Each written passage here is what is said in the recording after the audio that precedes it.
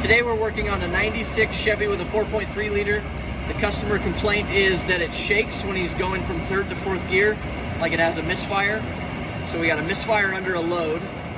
Right now we're looking at our ignition waveform with our Picoscope.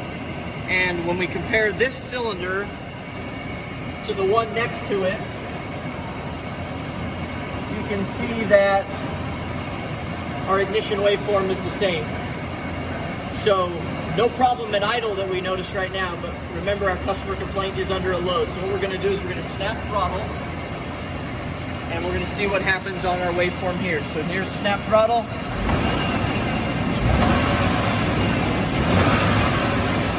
Looks pretty good. Let's go back to the other cylinder we were on.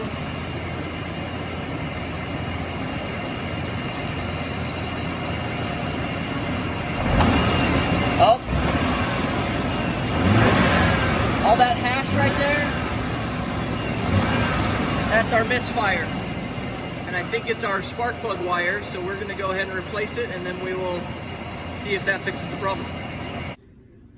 So the customer had mentioned something about him ruining the spark plug wires, so that's what we thought we were going after on this cylinder.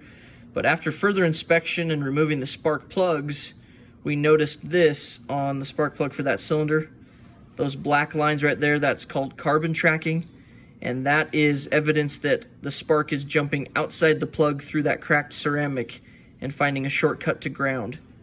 So we're going to replace this spark plug, not the spark plug wires, and then we'll re-examine the cylinder to see if we've fixed the problem.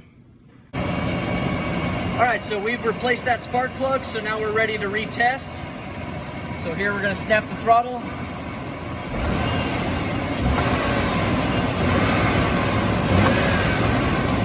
Nice clean waveform, so that did fix what we were dealing with before.